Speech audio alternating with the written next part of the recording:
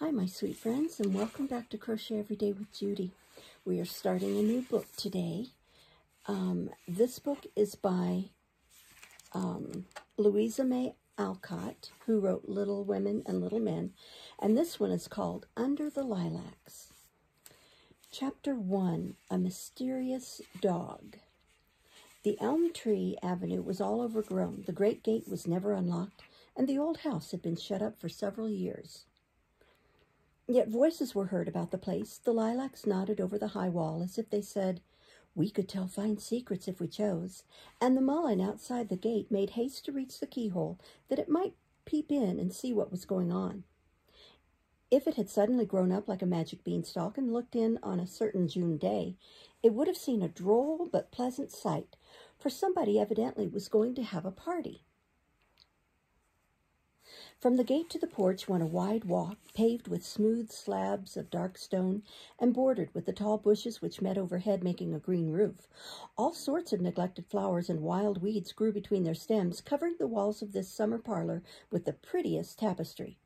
A board, propped on 2 blocks of wood, stood in the middle of the walk, covered with a little plaid shawl much the worse for wear, and on it a miniature tea service was set forth with great elegance. To be sure, the teapot had lost its spout, the cream jug its handle, the sugar bowl its cover, and the cups and plates were all more or less cracked or nicked, but polite persons would not take notice of these trifling deficiencies, and none but polite persons were invited to this party. On either side of the porch was a seat, and here a somewhat remarkable sight would have been revealed to any inquisitive eye peering through the aforesaid keyhole. Upon the left-hand seat lay 7 dolls, upon the right-hand seat lay 6, and so varied were the expressions of their countenances, owing to fractures, dirt, age, and other afflictions, that one would very naturally have thought this a doll's hospital, and these the patients waiting for their tea. This, however, would have been a sad mistake, for if the wind had lifted the coverings laid over them, it would have disclosed the fact that all were in full dress and merely reposing before the feast should begin. There was another interesting feature of the scene which would have puzzled any but those well acquainted with the manners and customs of dolls. A 14th rag baby with a china head hung by her neck from the rusty knocker in the middle of the door. A sprig of white and one of purple lilac nodded over her. A dress of yellow calico, richly trimmed with red flannel scallops, shrouded her slender form. A garland of small flowers crowned her glossy curls, and a pair of blue boots touched toes in the friendliest, if not the most graceful, manner. An emotion of grief as well as surprise might well have thrilled any youthful breast at such a spectacle, for why, oh why, was this resplendent dolly hung up there to be stared at by 13 of her kindred? Was she a criminal, the sight of whose execution threw them flat upon their backs in speechless horror? Or was she an idol to be adored in that humble posture? Neither, my friends. She was blonde Belinda, set, or rather hung aloft, in the place of honor, for this was her 7th birthday, and a superb ball was about to begin to celebrate the great event. All were evidently awaiting a summons to the festive board, but such was the perfect breeding of these dolls that not a single eye out of the whole 27, Dutch Hans had lost one of the black beads from his worsted countenance, turned for a moment toward the table, or so much as winked as they lay in decorous rows, gazing with mute admiration at Belinda. She, unable to repress the joy and pride which swelled her sawdust bosom until the seams gaped, gave an occasional bounce as the wind waved her yellow skirts or made the blue boots dance a sort of jig upon the door. Hanging was evidently not a painful operation, for she smiled contentedly and looked as if the red ribbon round her neck was not uncomfortably tight. Therefore, if slow suffocation suited her, who else had any right to complain? So a pleasing silence reigned, not even broken by a snore from Dinah, the top of whose turban alone was visible above the coverlet, or a cry from baby Jane, though her bare feet stuck out in a way that would have produced shrieks from a less well-trained infant. Presently voices were heard approaching, and through the arch which led to a side path came 2 little girls, one carrying a small pitcher, the other proudly bearing a basket covered with a napkin. They looked like twins, but were not, for Bab was a year older than Betty, though only an inch taller. Both had on brown calico frocks, much the worse for a week's wear, but clean pink pinafores in honor of the occasion made up for that, as well as the gray stockings and thick boots. Both had round, rosy faces, rather sunburnt, pug noses somewhat freckled, merry blue eyes, and braided tails of hair hanging down their backs like those of the dear little Kenwidges. "Don't they look sweet?" cried Bab, gazing with maternal pride upon the left-hand row of dolls who might appropriately have sung in chorus, "We are 7." "Very nice, but my Belinda beats them all. I do think she is the splendidest child that ever was," and Betty set down the basket to run and embrace the suspended darling, just then kicking up her heels with joyful abandon. "The cake can be cooling while we fix the children. It does smell perfectly delicious," said Bab, lifting the napkin to hang over the basket, fondly regarding the little round loaf that lay inside. "Leave some smell for me," commanded Betty, rushing back to get her fair share of the spicy fragrance. The pug noses sniffed it up luxuriously, and the bright eyes feasted upon the loveliness of the cake, so brown and shiny, with a tipsy-looking bee and pie crust staggering down one side instead of sitting properly atop. "Ma let me put it on the very last minute, and it baked so hard I couldn't pick it off. We can give Belinda that piece, so it's just as well," observed Betty, taking the lead as her child was queen of the revel. "Let's set them round so they can see, too," proposed Bab, going with a hop, skip, and jump to collect her young family. Betty agreed, and for several minutes both were absorbed in seating their dolls about the table, for some of the dear things were so limp they wouldn't sit up, and others so stiff they wouldn't sit down, and all sorts of seats had to be contrived to suit the peculiarities of their spines. This arduous task accomplished, the fond mammas stepped back to enjoy the spectacle, which I assure you was an impressive one. Belinda sat with great dignity at the head, her hands genteelly holding a pink cambric pocket handkerchief in her lap. Josephus, her cousin, took the foot, elegantly arrayed in a new suit of purple and green gingham, with a speaking countenance much obscured by a straw hat several sizes too large for him, while on either side sat guests of every size, complexion, and costume, producing a very gay and varied effect, as all were dressed with a noble disregard of fashion. "They will like to see us get tea. Did you forget the buns?" inquired Betty anxiously. "No, got them in my pocket," and Bab produced from that chaotic cupboard 2 rather stale and crumbly ones, saved from lunch for the fete. These were cut up and arranged in plates, forming a graceful circle around the cake still in its basket. "Ma couldn't spare much milk, so we must mix water with it. Strong tea isn't good for children," she says, and Bab contentedly surveyed the gill of skim milk which was to satisfy the thirst of the company. "While the tea draws and the cake cools, let's sit down and rest. I'm so tired," sighed Betty, dropping down on the doorstep and stretching out the stout little legs which had been on the go all day. For Saturday had its tasks as well as its fun, and much business had preceded this unusual pleasure. Bab went and sat beside her, looking idly down the walk toward the gate where a fine cobweb shone in the afternoon sun. "Ma says she is going over the house in a day or 2, now it is warm and dry after the storm, and we might go with her. You know she wouldn't take us in the fall because we had whooping cough, and it was damp there. Now we shall see all the nice things. Won't it be fun?" observed Bab after a pause. "Yes, indeed. Ma says there's lots of books in one room, and I can look at 'em while she goes round. Maybe I'll have time to read some, and then I can tell you," answered Betty, who dearly loved stories and seldom got any new ones. "I'd rather see the old spinning wheel up garret, and the big pictures, and the queer clothes in the blue chest. It makes me mad to have them all shut up there when we might have such fun with them. I'd just like to bang that old door down," and Bab twisted round to give it a thump with her boots. "You needn't laugh. You know you'd like it as much as me," she added, twisting back again, rather ashamed of her impatience. "I didn't laugh." "You did. Don't you suppose I know what laughing is?" "I guess I know I didn't." "You did laugh. How darest you tell such a fib?" "If you say that again, I'll take Belinda and go right home. Then what will you do?" "I'll eat up the cake." "No, you won't. It's mine. Ma said so, and you are only company, so you'd better behave, or I won't have any party at all. So now." This awful threat calmed Bab's anger at once, and she hastened to introduce a safer subject. "Never mind. Don't let's fight before the children. Do you know, Ma says she will let us play in the coach house next time it rains, and keep the key if we want to." "Oh, goody! That's because we told her how we found the little window under the woodbine and didn't try to go in, though we might have just as easy as not," cried Betty, appeased at once, for after a 10 years' acquaintance she had grown used to Bab's peppery temper. "I suppose the coach will be all dust and rats and spiders, but I don't care. You and the dolls can be the passengers, and I shall sit up in front and drive." "You always do. I shall like riding better than being hoarse all the time, with that old wooden bit in my mouth and you jerking my arms off," said poor Betty, who was tired of being hoarse continually. "I guess we'd better go and get the water now," suggested Bab, feeling that it was not safe to encourage her sister in such complaints.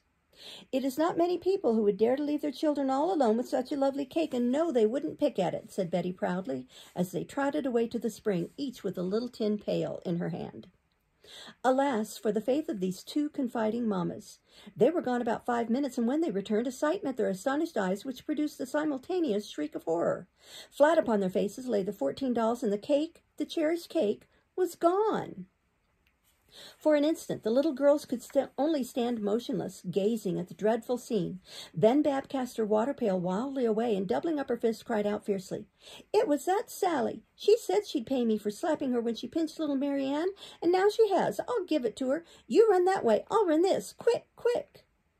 Away they went, Bab racing straight on, and bewildered Betty turning obediently round to trot in the opposite direction as fast as she could, with the water splashing all over her as she ran, for she had forgotten to put down her pail. Round the house they went and met with a crash at the back door, but no sign of the thief appeared. "In the lane!" shouted Bab. "Down by the spring!" panted Betty, and off they went again, one to scramble up a pile of stones and look over the wall into the avenue, the other to scamper to the spot they had just left. Still, nothing appeared but the dandelion's innocent faces looking up at Bab, and a brown bird scared from his bath in the spring by Betty's hasty approach. Back they rushed, but only to meet a new scare which made them both cry, "Ow!" and fly into the porch for refuge.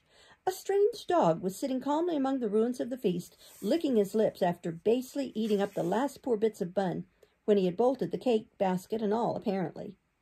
"Oh, the horrid thing!" cried Bab, longing to give battle, but afraid, for the dog was a peculiar as well as a dishonest animal. "He looks like our china poodle, doesn't he?" whispered Betty, making herself as small as possible behind her more valiant sister. He certainly did, for though much larger and dirtier than the well-washed china dog, this live one had the same tassel at the end of its tail, ruffles of hair round his ankles, and a body shaven behind and curly before. His eyes, however, were yellow instead of glassy black like the others. His red nose worked as he cocked it up, as if smelling for more cakes in the most impudent manner. And never, during the 3 years he had stood on the parlor mantelpiece, had the china poodle done the surprising feats with which this mysterious dog now proceeded to astonish the little girls almost out of their wits. First he sat up, put his forepaws together, and begged prettily. Then he suddenly flung his hind legs into the air and walked about with great ease. Hardly had they recovered from this shock when the hind legs came down, the forelegs went up, and he paraded in a soldierly manner to and fro like a sentinel on guard. But the crowning performance was when he took his tail in his mouth and waltzed down the walk over the prostrate dolls to the gate and back again, barely escaping a general upset of the ravaged table. Bab and Betty could only hold each other tight and squeal with delight, for never had they seen anything so funny. But when the gymnastics ended and the dizzy dog came and stood on the step before them barking loudly, with that pink nose of his sniffing at their feet, and his queer eyes fixed sharply upon them, their amusement turned to fear again, and they dared not stir. "Whish! Go away!" commanded Bab. "Scat!" meekly quavered Betty. To their great relief, the poodle gave several more inquiring barks and then vanished as suddenly as he appeared. With one impulse, the children ran to see what became of him, and after a brisk scamper through the orchard saw the tassel tail disappear under the fence at the far end. "Where do you suppose he came from?" asked Betty, stooping to rest on a big stone. "I'd like to know where he's gone, too, and give him a good beating, old thief," scolded Bab, remembering their wrongs. "Oh, dear, yes, I hope the cake burned him dreadfully if he did eat it," groaned Betty, sadly remembering the dozen good raisins she chopped up and the lots of lasses Mother put into the dear-lost loaf. "The party's all spoiled, so we may as well go home," and Bab mournfully led the way back. Betty puckered up her face to cry, but burst out laughing in spite of her woe. "It was so funny to see him spin round and walk on his head. I wish he'd do it all over again, don't you?" "Yes, but I hate him just the same. I wonder what Ma will say when... Why, and Bab stopped short in the arch with her eyes as round and almost as large as the blue saucers on the tea tray. "What is it? Oh, what is it?" cried Betty, all ready to run away if any new terror appeared. "Look, there, it's come back," said Bab in an awe-stricken whisper, pointing to the table.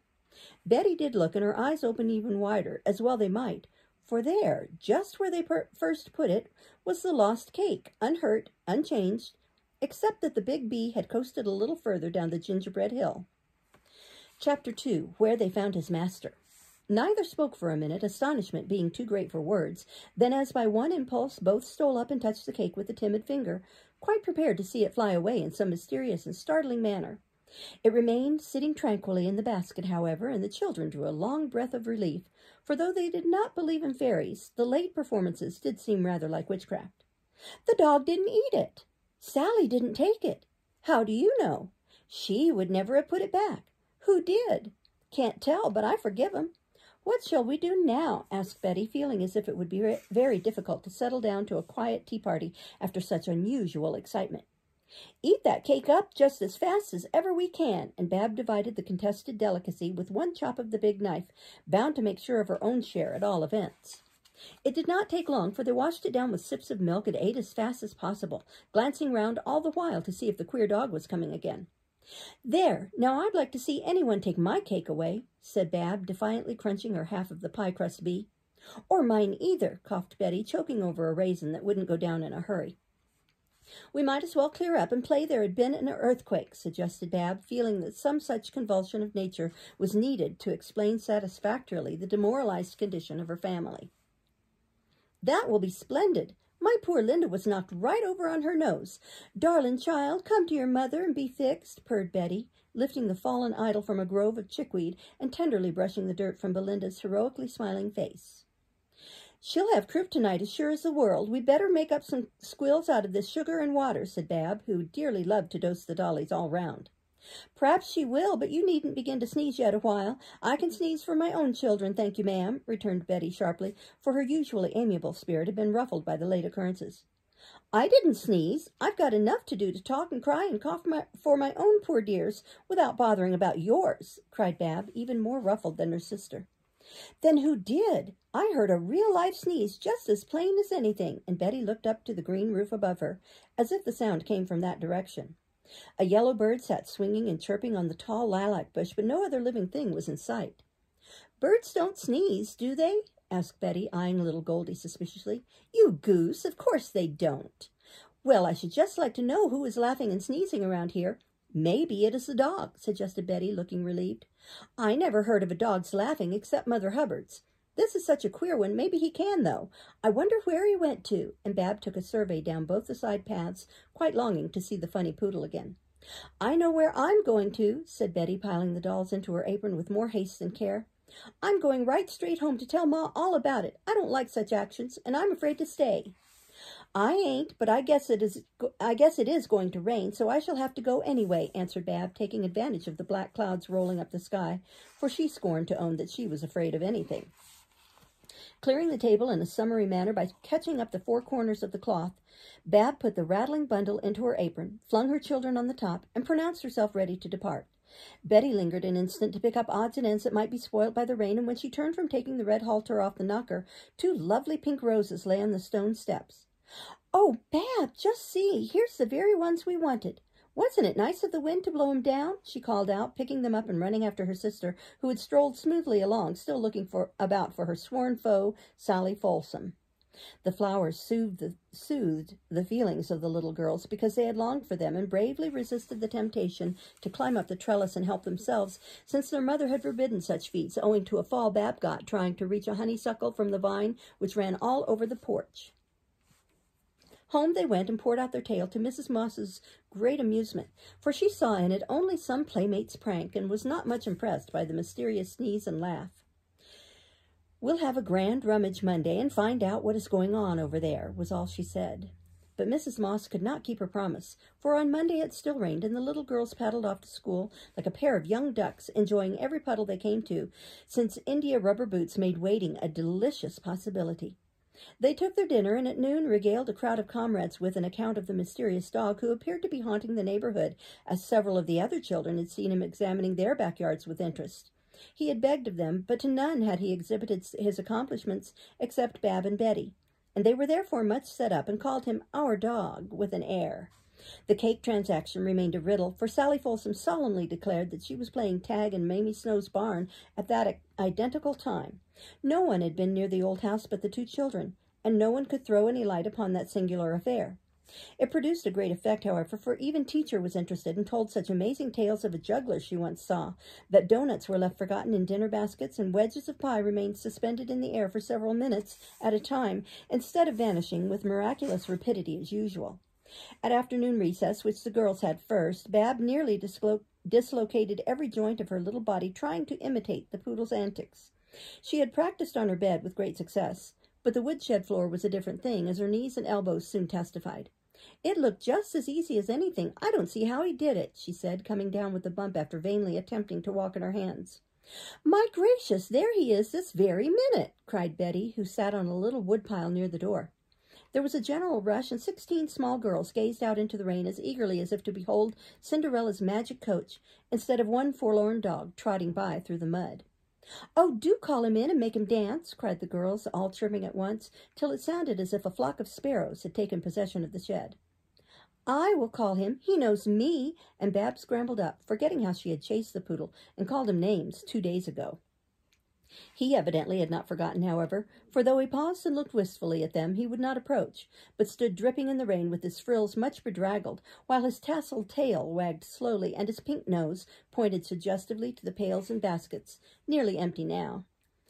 "He's hungry. Give him something to eat, and then he'll see that we don't want to hurt him," suggested Sally, starting a contribution with her last bit of bread and butter. Bab caught up her new pail and collected all the odds and ends, then tried to beguile the poor beast in to eat and be comforted, but he only came as far as the door, and sitting up begged with such imploring eyes that Bab put down the pail and stepped back, saying pitifully, "The poor thing is starved. Let him eat all he wants, and we won't touch him." The girls drew back with little clucks of interest and compassion, but I regret to say their charity was not rewarded as they expected. For the minute the coast was clear, the dog marched boldly up, seized the handle of the pail in his mouth, and was off with it, galloping down the road at a great pace. Shrieks arose from the children, especially Bab and Betty, basely bereaved of their new dinner pail. But no one could follow the thief, for the bell rang, and in they went, so much excited that the boys rushed tumultuously forth to discover the cause. By the time school was over, the sun was out, and Bab and Betty hastened home to tell their wrongs and be comforted by Mother, who did it most effectually. "Never mind, dears, I'll get you another pail if he doesn't bring it back as he did before. As it is too wet for you to play out, you should go and see the old coach house, as I promised. Keep on your rubbers and come along." This delightful prospect much assuaged their woe, and away they went, skipping gaily down the gravelled path, while Mrs. Moss followed with skirts well tucked up and a great bunch of keys in her hand, for she lived at the lodge and had charge of the premises. The small door of the coach-house was fastened inside, but the large one had a padlock on it, and this being quickly unfastened, one half swung open, and the little girls ran in, too eager and curious even to cry out when they found themselves at last in possession of the long-coveted old carriage. A dusty, musty concern enough, but it had a high seat, a door, steps that let down, and many other charms which rendered it most desirable in the eyes of children. Bab made straight for the box and Betty for the door, but both came tumbling down faster than they went up, when from the gloom of the interior came a shrill bark and a low voice saying quickly, "Down, Sancho, down!" "Who is there?" demanded Mrs. Moss in a stern tone, backing toward the door with both children clinging to her skirts. The well-known curly white head was popped out of the broken window, and a mild whine seemed to say, "Don't be alarmed, ladies. We won't hurt you." "Come out this minute, or I shall have to come and get you," called Mrs. Moss, growing very brave all of a sudden as she caught sight of a pair of small, dusty shoes under the coach. "Yes'm, I'm coming as fast as I can," answered a meek voice, as what appeared to be a bundle of rags leaped out of the dark, followed by the poodle, who immediately sat down at the bare feet of his owner with a watchful air, as if ready to assault anyone who might approach too near. "Now then, who are you, and how did you get here?" asked Mrs. Moss, trying to speak sternly, though her motherly eyes were already full of pity as they rested on the forlorn little figure before her. We'll stop there and start next time with Chapter 3. Thank you for listening. Bye-bye.